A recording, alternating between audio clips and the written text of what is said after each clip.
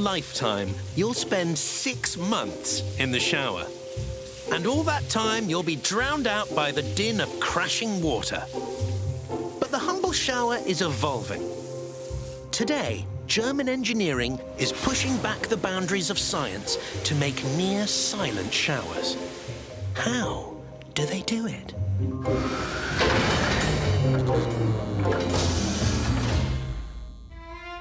Thankfully, for the noses of our ancient ancestors, showers have been around for millennia.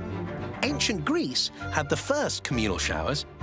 Europe then got out of the washing habit until 1767, when the first patented mechanical shower was the beginning of a hygiene revolution. The original, flawed designs used recycled dirty water. It didn't exactly clean up. But the last 2 centuries have seen a relentless race to develop the technology.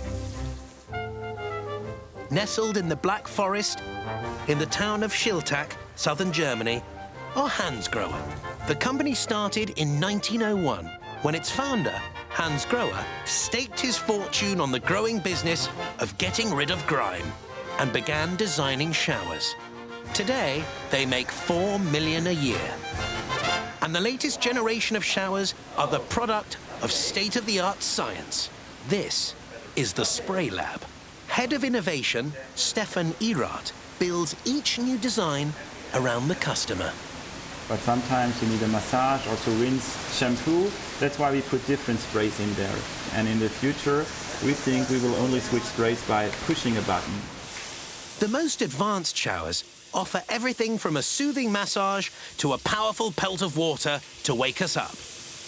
One thing that's almost impossible to avoid is the noise. If you're in the shower, it's hard to hear yourself think over the din of crashing water. But the engineers are all over this one. Every shower design gets tested in a dedicated acoustic laboratory. Melanie Gruner is the acoustics expert. There are 40 microphones on this, so the principle is similar to a thermal camera. The microphones pinpoint noise coming from the showerhead, and software converts the data into an image, allowing engineers to see sound. Today we're testing the difference between our powder rain spray and our rain air spray.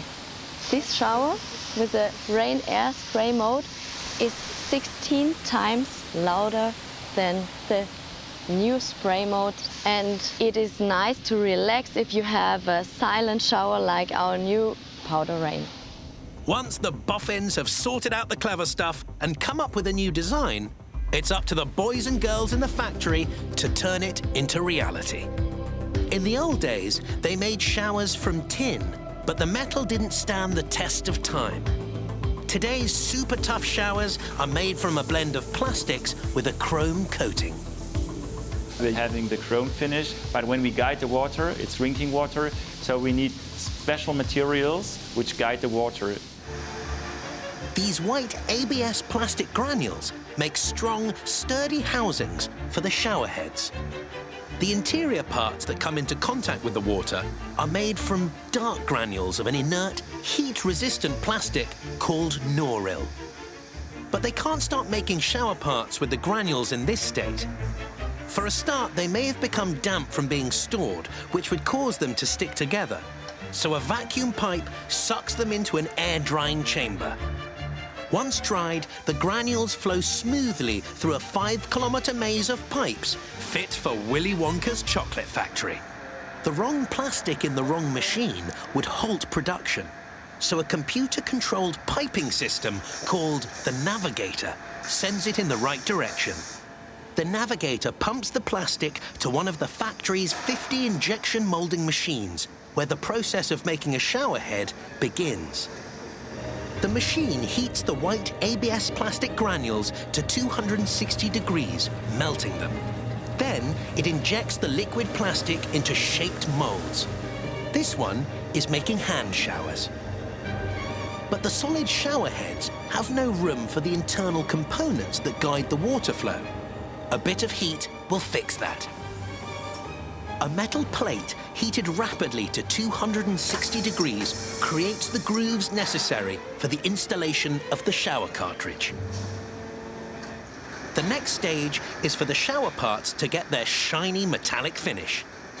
In this state, the chrome won't stick to the plastic, so they prepare the surface with a quick dip into chromic acid.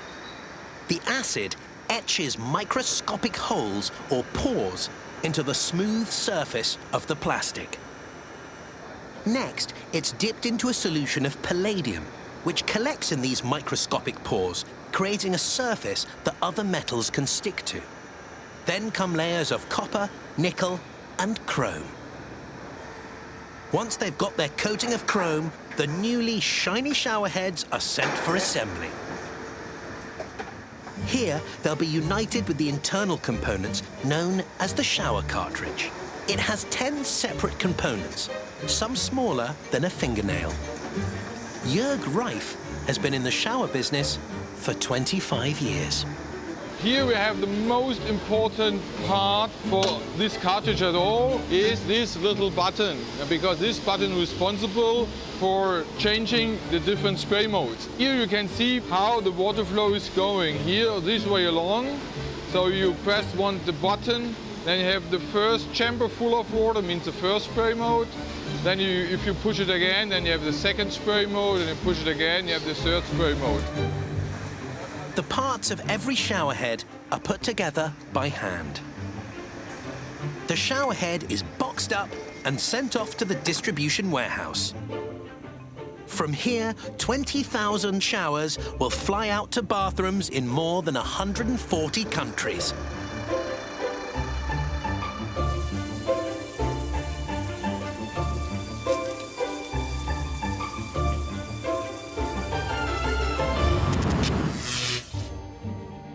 When the Japanese want to say something important, they put it down on washi, an ancient form of traditionally made paper. The Japanese imperial family announced a baby's birth with it. Picasso painted pictures on it. It's the oldest form of paper making in the world, and it's still in demand from artists and interior designers today. How do they do it?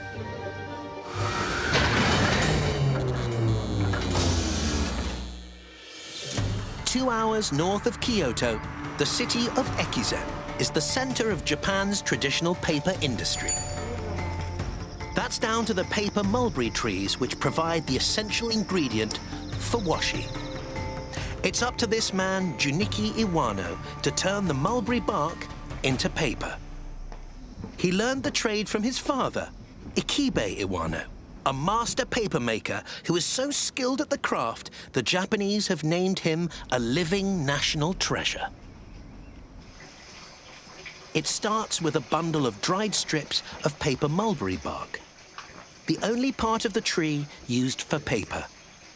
It's said to make the strongest washi because of its long, thick fibers. Junichi begins by softening the bark in water, checking the quality of the strips as he works. もうすでにダメなやつがこれも全然紙にならないんですわ。